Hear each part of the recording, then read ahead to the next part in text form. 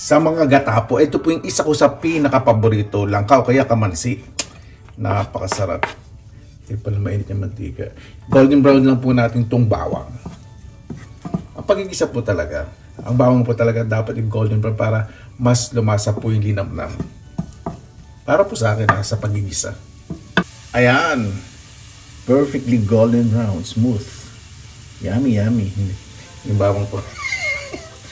Gagamitin ko po lang sibuyas. Yung luya, ginayat ko po. O, di ba? Kasabay na po natin yan.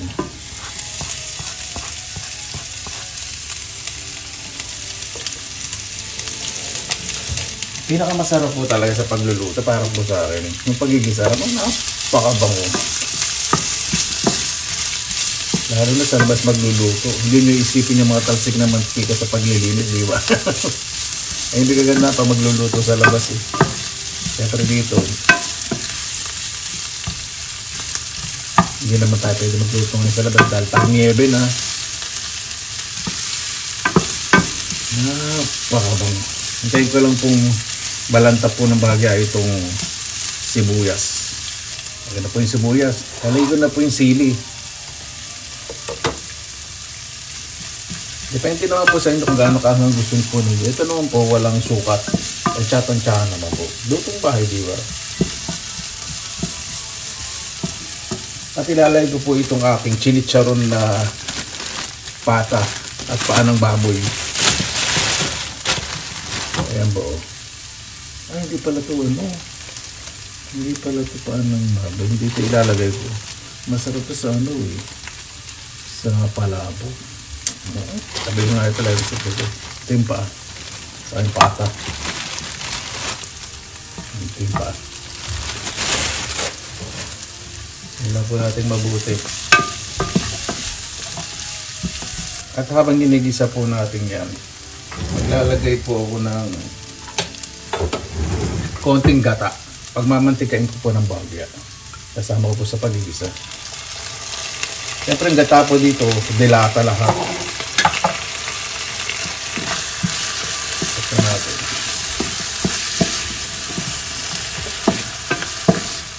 Mamantikain ko lang po yun para mas masarap po yung ating ginataang na langka.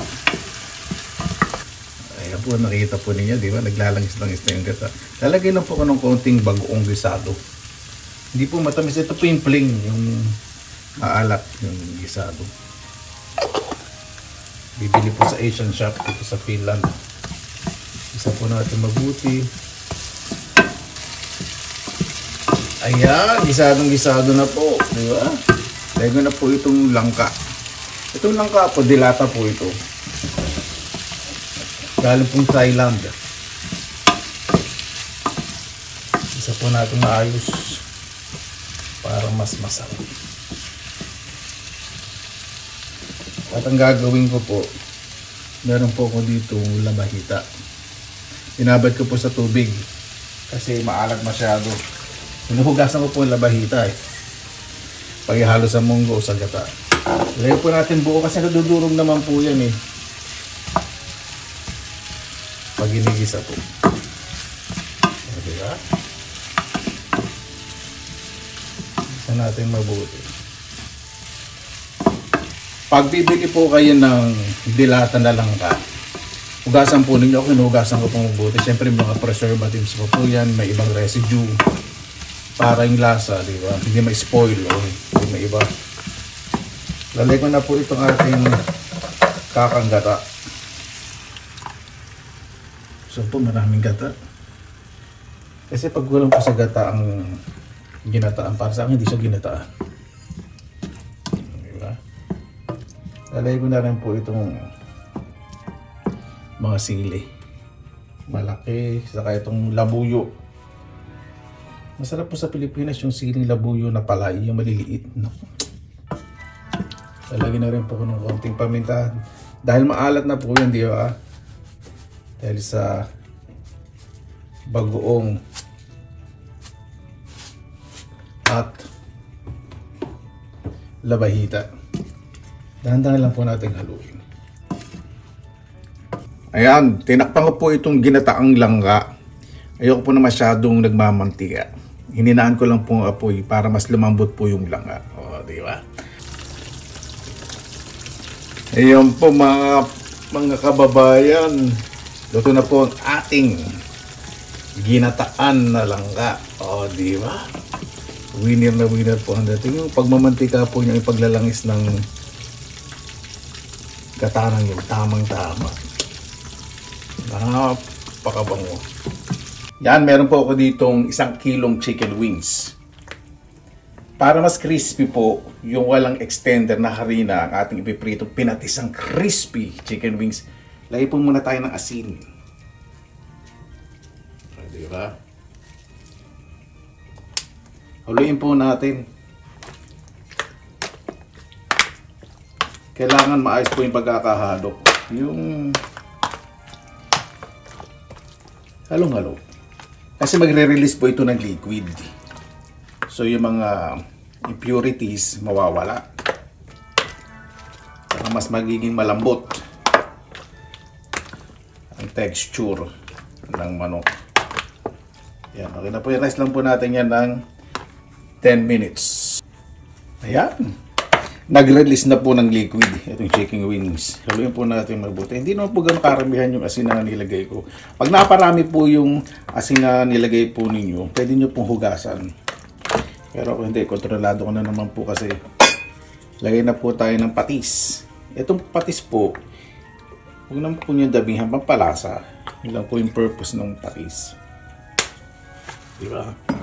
Lagay din po tayo ng paminta. Depende pa po sa inyo ano pa pong ibang pampalasa ang gusto nyong ilagay. Gusto ko po kasi simple lang. Yung pagkakain po kayo ng pritong manok, yung Filipino style, diba? Crispy outside, soft inside. Huliin po natin mabuti. Para mag-combine ng maayos o lumasa ng maayos yung ating mga ilagay ng mga pampalasa. Yan. Okay na po yan. Ready na po natin iprito. Additional tip. Kung gusto nyo pong mas lumasa yung patis, rest nyo lang po ng 10 minutes lang. Isa na po natin iprito ang ating pinatisang chicken wings. Crispy. Mas maganda po dito, deep fry po talaga ninyo. Maraming mantika para mas masarap. Tapos yung pinagprituhan po ninyo, syempre, pwede nyo gawing chicken oil, o, diba? Hindi masasayang. Syempre, may amoy patis. So, pwede nyo gamitin sa ibang putahe o pampalasa. Ayan. Patayin ko na po apoy. Medium high heat po yung apoy para mas maganda po yung pagkakaprito ng ating chicken wings. Para golden brown. O, sige ba? Titignan nyo pa lang, crispy na. Tip nga po pala, habang piniprito po ninyo, medyo halo-haluin po ninyo para even o pantay po yung pagkakaprito. Sarap ang tingnan, di ba? Natural, walang extender. Pinatay ko na rin po itong apoy para sa ginataang langka. Ayan, ako, napakasarap. Ay, napakabango. Ready na po. Kain na po tayo. Mabuhay yan! Maraming salamat naman po sa pagkakita. Sama-sama na naman po tayo. Naway si po natin makapagmukbang po tayo uli ngayon ng maayos. Siya po sobrang naging busy sa mga nagdaang araw. Bago tayo usap, salamatan po muna natin ang Panginoon. Panginoon, maraming salamat na po sa biyayang pinigay niyo po sa amin sa araw na ito. Naway ang bawat isa po ay ligtas, lalo na po yung malalayo po sa kanilang mamahal sa buhay. Kaya na po ang bahala po sa amin, isinusuko na po namin sa inyo lahat sa ngalan ni Jesus. Pero din po akong patis na may lemon. Ay nako, matakam na ako dito sa langka. Bihira rin din po makabili dito ng ganito. Hindi lata. May fresh din po minsan. Hindi ako bumibili ng fresh, may frostbite minsan eh. Tsaka yung fresh malaki.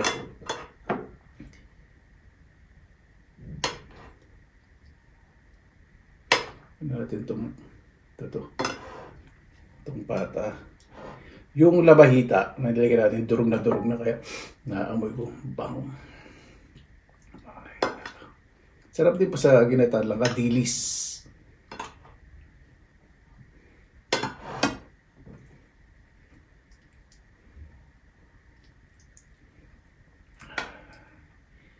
At itong sili isa, itong malaki. Para may pinapangas-pangas tayo.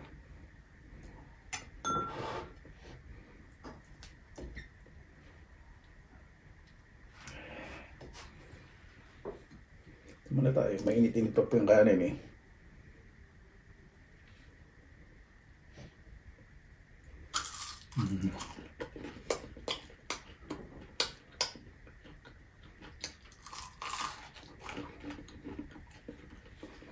Pagkain panalo.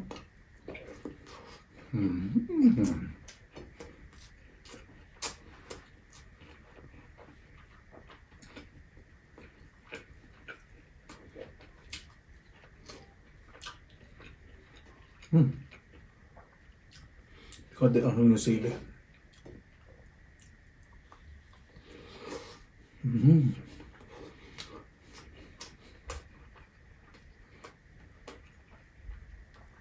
Sarap po ng texture ng langka.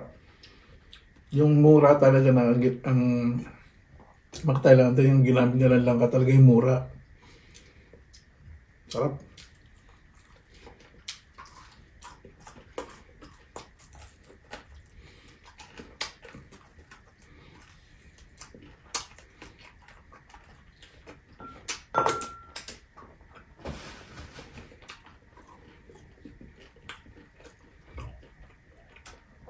Ito lang ba? Nakakamiss talaga. Itanim po ang kamansi sa bako na sana mamunga na po yun.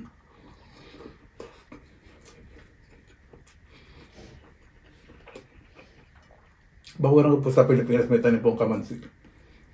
Yung tanim ko po lang ko, yung malaki bunga namatay po. Nanay po yata eh. Sayang. Panghinayang.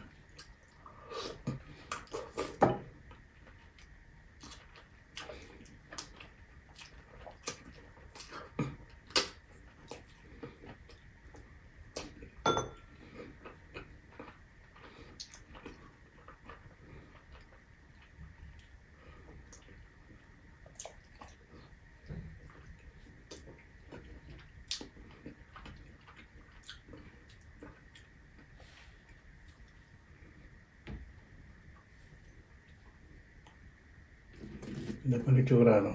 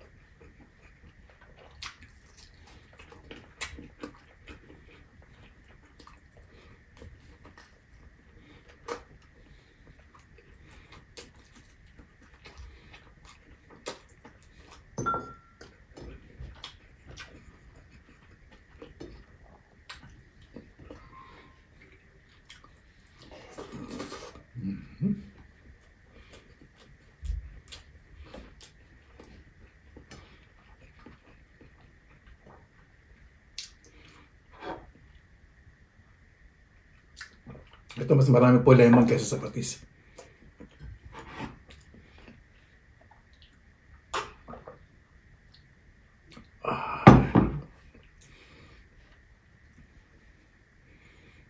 Sarap po nitong pinag-isang fried chicken wings.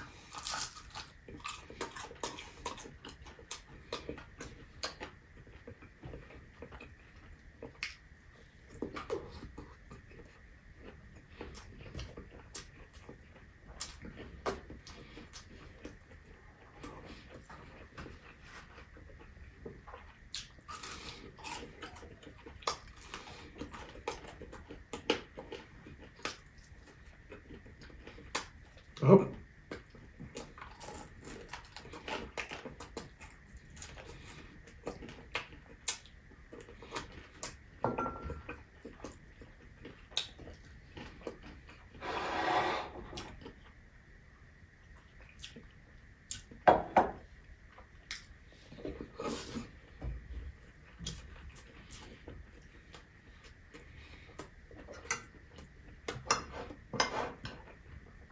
Ang labahita, hindi siya masyadong aspect. Ang sarap, nadurog. Kaya mas lumapot yung sarsa.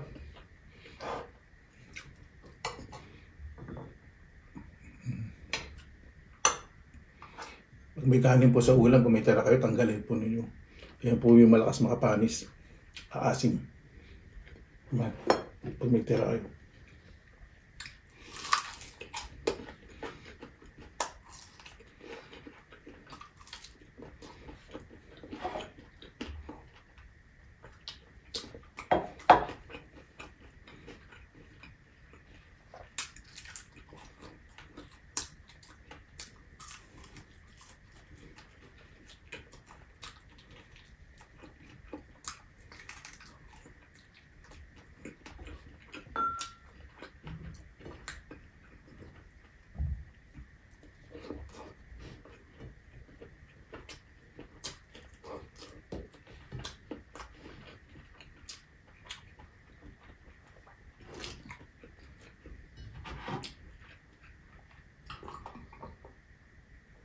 Parang yung sili. Minsan hindi mo siya masyadong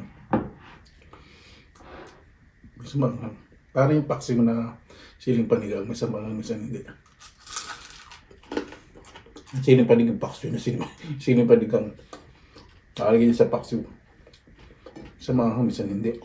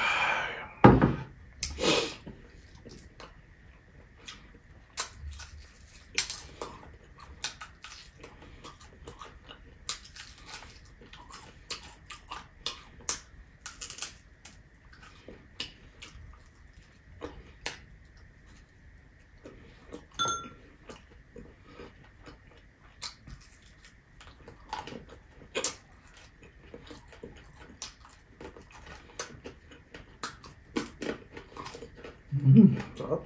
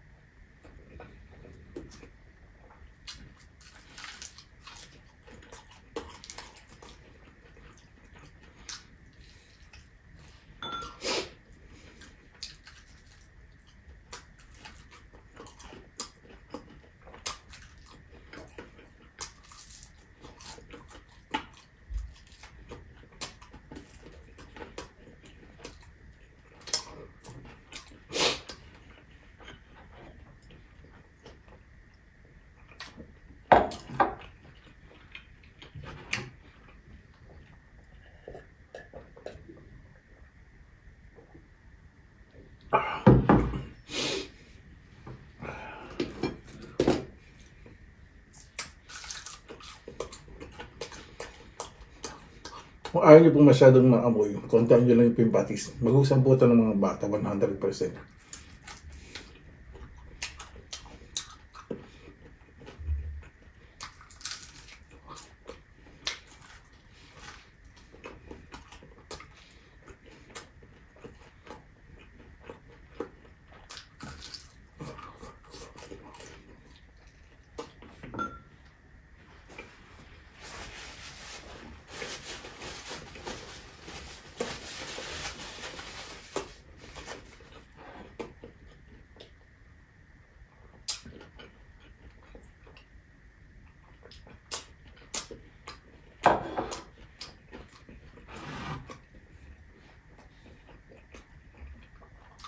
Liyan ko po pala apple juice.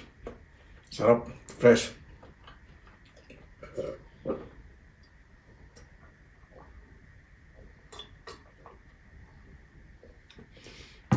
Freshly opened from the package. Para po bago tayo magtapos, salamatan po muna natin ang Panginoon.